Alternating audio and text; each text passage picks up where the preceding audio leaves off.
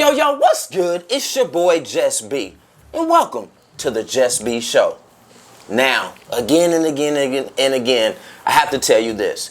These particular series of interviews is for the podcast challenge in celebration of my 1-year anniversary, which was on May 15th.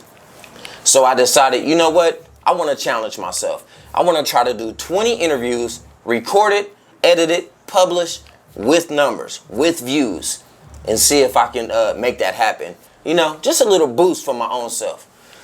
Woo! I think I'm on my 5th, 6th, 7th interview. I'm not sure, but I'll definitely let you know in the description. But right now, I got the homie Rickey Tru. But before, hold up, player, hold up. Before y'all give him props, let me say this. He about 31 hours late. But he did show up, and I appreciate it. Why you, man? What happened? This rock star life amazing, man. Nah, I'm just bullshitting. Just got caught up in the mix. My communication get bad. I need to work on that shit. It's all good. Tomorrow. Okay. You gonna work on it tomorrow? I'm work on that shit tomorrow. Ain't that about nothing? Dirty dog. It's all good, man. Well, I can say this. I am happy that you showed up. Appreciate you. And welcome to the JusB Show. Already. Now, I'm sure you already know. Yeah. The main rule on the JusB Show is to just be your damn self. Right. You feel me? Right. Don't be lying. If I catch something, I'm calling you out, but I know you ain't because you're a real one. Nah, I don't be playing around with these people. My dude. So if y'all ready, I'm ready. If you ready, I'm ready. You ready? Let's talk about it. Cool, man. So, I mean, you know what? First of all, let's start with this, bro. Tell them where they can find you at. Where can they find you? Find me on IG, Rickey Tru, RICKEYTRU. Email me, RickeyTru@RickeyTru.com. I ain't hard to reach. If you reach out, I fuck with it. I fuck with people. I ain't one of them guys. I fuck with people. You speak back. You respond. Yeah, definitely. Right. Definitely. That's real, because a lot of people don't. It take me a second, but I'm gonna get to it. Respond? Nah, cause that's how you feel. Raggedy mother. A lot of motherfuckers don't. They don't. They thrive on this. They want that shit. You know what I'm saying? A lot of people want you to win too. So you gotta acknowledge the people, even if it just seemed weird. I send messages back to some of them people that be trying to kind of low key spam, but it's not. They just trying to get their business going. Cartoon, you paint your cartoon all the time. I'm like, hey man, where you based at? Because if I can find a way to connect with you, I try to connect with you. Yeah. My goal is we just try to make a lot of millionaires. Yeah, I get that all the time. They like, you want me to draw a picture of you? I be like, look, I let 2, 3 other dudes already. I need a break. Nah, I'll hit you up if I need you. Pay it forward, man. Next time you see one, the next one you see. But don't pay it forward without filling him out. Fill out the people you're dealing with. See where he from. See where she from. Invite, if they close enough to you, touch something in their area. You know what I'm saying? That's how you network, and that's how you, take it to the next level anyway. Most definitely. So, $25, shit, that's... Yeah, not bad at all. Not bad at all. You said that's a wood? That's a wood for some niggas. Yeah, I don't know about woods because I cannot roll them. Nah, yeah. I suck. For real. I need to take a lesson or something.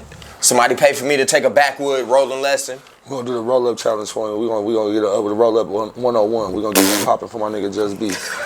And if you feel that, man, check the poll. There's gonna be a poll down in the comments. Check the poll. Should we get him a roll-up class, and who should we get to come do it? 100. We can definitely do that and make that happen. So be on the lookout for that, man. So, man, what else do? You do music. So, I've been watching. I know you mess with the cryptocurrency. Yeah. What's poppin', man? What all do you do? I know you a man of many talents, man. Talk about it. I came up in the 80s, right? Okay. And that's just born hustler. So that's the era when crack heavy and you risking it all to go 2 blocks. We those kids that watched that and then grew up. So it's I always had my hand in everything. We was always open-minded to whatever was about the money. Right. And I always been about what's about that money, you know what I'm saying? Because money saves lives. You know what I'm saying? If you save the money, it can save you one day. So I do event coordination. Mm-hmm. I do events, private events, dope events. You might have caught one or been involved in something I was involved in. Right. Shit, I got the crypto going on. I still do. Like, I'm an engineer as well and a producer, but I only like to deal with the artists that that I like. Damn, that kid got a chance. Let me. Okay. I'm kind of like in this transition play. Like, you remember when Jordan went to the Wizards? He was like the GM, the coach, and the player. Yeah. Like, I'm kind of sitting like right there, and I'm just Got you. trying to figure out how to all tie it in. But yeah, and not to say that I'm just that crypto guy. I want to say it's more like there's a way for artists. Like, you look at QC and you look at their rise. You look at how Cash Money and they rise, and how they just got to the levels they got to. It was always something very unique about what they were doing. I think with Cash Money, it might have been cars. Like, they just had a multitude of cars, and they would do tricks and shit. They really did. That made you. That's what you desire, boy. Yeah. It's an attention grabber. Yeah, so you feel me? And it becomes addictive. Like, I need that. There's elements of crypto that, like, the artists, you need to know about them. I mean, we could talk about them too. I ain't against that. I get paid for that too. Right. But and strictly the reason I do that is because it's just easier to handle people's situation and trying to explain it to them. It get difficult. But I got some shit in my phone right now, bro. We in this room right now. Right. And I can take you on a virtual tour somewhere else. I love it. Right now we could walk through a portal. You like what? Like, yeah, we could walk through a portal right now. Yeah, I love it. I want to walk through a portal, like, get up and just walk. Could you imagine? That's what I'll be on. I got a big imagination. Could you imagine going on a business meeting virtually? Could you imagine throwing a virtual concert where you actually sold tickets and people met in a certain place, but the people who couldn't make it, they virtually attended the event? Yeah, I can imagine that. Have you seen that new commercial for the Oculus? I have not. Oculus by Facebook. It's like that virtual shit. Some dope shit. But they saying like a kid. What they say? We seen the commercials. 14-year-old kid pays $299 to go into the space station. But he paid $299 to virtually go to the space station through these goggles. What happens when? What would Versus be if that was possible? How could we have all been in a room with? Right. That'd be dope. This artist and that artist and all that. And that's that's what got me into crypto. Was like, it was still based in music. It was still like, how can I take the next level of artists, the next one's coming up? How do you stay ahead of that game? The possibilities. I probably shouldn't have said that on take, because there's gonna be a lot of motherfuckers gonna try to take that game. I mean, shit, I already did my the possibilities. Yeah, I'm already doing my let me ask you this though, man. So out of everything that you do as an entrepreneur, right? Which is your favorite? Which one do you desire to conquer the most, bros? I think the studio, because it's a creative place. For me, I might even be doing something soon where I drop something out here where I get a situation. But like, yeah, that's where it's at to me. That's where the most creative. It's like you taking nothing and making something like that, and then being good at it. Like, if you're good at it, then that's what I enjoy the most. But to me, studio is like a passive income. There's nothing wrong with having like 10 passive incomes, but studio is like I mean, some people getting it in. I mean, shit, if you that guy, you that guy. But I mean, you're a product of your environment. It's probably, if you've seen studios in Vegas, it's a million of them. Like, it's probably hard to make money as an engineer in Vegas. Unless you just got your clientele you got. But I just like to create with guys that I know are passionate about what they're doing. Right. And just want to go to the next stage. I was just listening to my guy G Stone. He done graduated so many times since I met him. Just It's like he was born to do this shit. I love seeing shit like that. Yeah. Hey, progress is dope. As hell. Right. Hands down, yo. Progress is dope, for real. Do whatever you gotta do to stay tunnel vision and get to your goals so you can reach every milestone that you desire. Let me tell you, progress, that feeling right there is so dope. Yeah. Ain't it though? I mean, shit. Man. Getting better with, getting better and getting further. You know, I came a long way. I came a long way from where I come from. Like, right. This shit's crazy. But I always kind of stuck it out in this same thing. Like, I could say I'm 25, 30 years, like, it's been music, like. Right. And I haven't detoured away from it. A lot of people, like, yeah, and I know the struggle of it.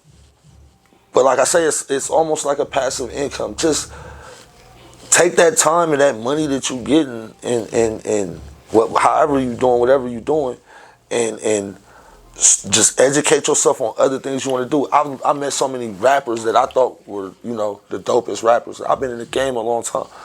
They turned into cooks. They were like, and they were nice, like good ass chefs. Like, you want to drop a verse? Like, serving $50 lobster plates. I was just gonna say that. Serving $50, Let me make this lobster plate. Shout out Chef Bray. That's How my about homegirl that? right there. Right out of Vegas, my homegirl Chef Bray. Shout out. She gonna love that. That's real. But you know, she got it Right. going on. Like, you just see so many different people. Like, I'm a firm believer in free enterprise. Right. You know what I'm saying? Like, just how you get your money is your business, and as long as you're getting your money and you're doing it the right way, like, you should be able to do whatever you want to do. Right. You want to open up a what makes you not go get an ice cream truck? Right. Like, what makes you not go get a suntan company? Real talk. What makes you not go be a plumber? Right. Real talk. I mean, we got YouTube. You can stream and all the, you know what I'm saying? You can do all, like, how to do something. I learned how to fix a toilet in like 6 minutes. Right. I had to kick a plumber out the house. Let me ask you this. For you, what's the hardest part about being a real entrepreneur? No sleep. No sleep. Bro. Like, your sleep is awkward. Like, I think I went to sleep like 8 this morning. And I woke up at like 11, 10:30, 11. I think I did the same thing. I think I was at the same time, it might have been like 7 and I got up by 9. I remember looking over like, what time is it? I'm like, shit, but I've been up for an hour and a half. Like, my day just starts off, I start looking at money. Right. Like, I don't want it to sound like that, but it's like real, like, money will save you if you save your money will save you. And we in an era right now in the world where you can get it if you want it. Right. So it's never been a time like this in America. So, you know, where just entrepreneurs are popping up everywhere. Yeah, like, everywhere. Everybody trying to get it, you feel me? So I want to know from all of y'all, what's the hardest thing for you as an entrepreneur? What's the hardest thing to deal with? Let me know in the comment section below. He told his, go ahead and be vulnerable. It ain't, you know, we gonna be cool about it. Let us know. I want to know in the comment section. Real talk, you feel me? Hey, man, so the music that you put together, bro, like, right. What kind of artist would you say you are? I'm melodic. I studied music my whole life, from church to, you know, piano lessons, drums, choirs. And I grew up in LA, so then boom, life hit you. But this new shit they got called rap, like, it's my guys right here. Hey, how old was I when I first put you up on some rap? About 6. You know what I'm saying? Like, that type of shit. 6. Like, 6 years old rapping. Like, you know, it's just always been a part of me. But I signed at like, what, 15, 16? I took a deal with Universal like 15 or something. Like, Okay. I've been catching a bus to record labels before I dropped out of high school. And because I was already doing my shit. Right. You know what I'm saying? But that, you know, I didn't graduate high school, went to college, graduated college, but took music theory. That was the hardest class in the world to me. Right. Even though I studied music my whole life, but it opened me up to a whole different kind of music. Which is why, like, I just did an album, True World, I say in like October, double disc. Okay. Real dope shit, check it out. Real dope shit, but the new shit I'm working on, which is called Ready for the Next Chapter, because you gotta, that's deep. It's deep as hell. The body of work's nothing like this. Even though this body of work over here, True World, was recorded over like a span of 2 years. It was double disc. Right. They both lived up to, you know. Yo, make sure y'all go check that out. Where can they find it, no bro? doubt. Everywhere, Apple, YouTube, shit. I bet you can find All over the like, place. All you gotta do is Google Rickey Tru, like all one word, RICKEYTRU. I don't really do it for like, I don't want you to do it because I'm trying to get you hype. I want you to go because you can tell, like, I know what the fuck I'm doing. Right. I know what the fuck I'm doing. But I know how to be vulnerable in music. Right. I know how to come from a place that a lot of rap artists, which I'm happy to see that this new wave, they're getting more into it. Like, let's just be real. And they're spitting their reality, but I'm telling you, my reality is that 80s child that grew up, that middle child that J. Cole talk about. It's like, right. It's up that alley, but it's different. I mean, what's the time on it, bro? 20. 20? Yeah, we had 20. We got 10 minutes. You want to pause it? We got like 5 minutes. 5 minutes. What you want to do? Yeah. No, finish this story. I got you. Finish the story. Okay. So, like, what the fuck was I just saying? That just fucked me up. Let me kick that one more time. Talking about growing up in the. Oh yeah. So if you're an '80s baby, like it's that music. But it's grown. It's that music that grew up. If Pac would have been alive, what would he be talking about? How would he be talking? How would he be expressing himself? So many people think if you take all Pac's albums and you play them, all of them sound different. Right. Like none of them sound like the same. Like you wouldn't know that he had 5 different sounds in a short span of time. I got like 10 different sounds. I just got shit people vibe to, and I know 'cause I do a lot of shows, and I just see the love. Like I've been in that crowd where it's 20,000, 60,000, 50,000, but they ain't never seen me before. They ain't never heard of me. How did he get this spot? How did he get this slot? But they gonna hear from you now. And then they hear from me, and then it's like, yo, like. So I feel that love, and that's what made me like. I used to get 100 messages. I used to leave big festivals, and I get 100 messages like, man, just keep doing. But I had to make sure I hit the hearts. I made sure that I hit that because I'm the same dude that I don't want to get into the particulars of my shows, but I'm the same dude that all your favorite rappers today, they kind of like it's an emulation or something, but they done seen because we was like the first to do it with cannabis. You feel me? I'm also into cannabis. I didn't get to tell that part of the story. Like everywhere, everywhere, like really, like everywhere. Cannabis. That's probably where you would know. Hey, but I don't mean to cut you off, brother. Do your shit. But you already know we getting to the end. You feel me? But let me ask you this, because I'm actually happy that you brought up the fact, you know, the '80s and the new generation and all that. Right. So if you can give one piece of advice to others like ourselves that was born, you know, we grew up in the '80s. What would that piece of advice be, Don't take a deal. Believe in yourself. Keep dropping music. Every time you drop a song, fuck with anybody talking about. Drop that bitch. Drop it on your United Masters. Do it for free. Do it for free till you can do it where you can pay for it. By the time you figure out that you can pay for it, you can build some steam. Don't rely on nobody else. Nobody's going to go to bat for you the way you think. If they do, most times they're taking a bigger cut than what they should. Stick with your guns. Stick with family. Family over everything. OTF. Woo! That was a lot. Yeah. Man, thanks again for coming on the show, Already, man. And I'm going to tell you, like I tell everybody else, bro, I'm super proud of you. Already. Keep doing your shit. You know and if you ever stop, I got a lot of friends, bro. I'm going to come find you and knock on your door. True. Get your ass up. No, I'm up. Let's get back to it. You tripping. Don't ever quit. Stay motivated, you feel me? And y'all already know my pieces of advice. But I'm going to hit you with it anyways because I love doing this shit. I need you to smile, laugh, and definitely motivate. Inspire one to inspire all. And last but not least, drop it.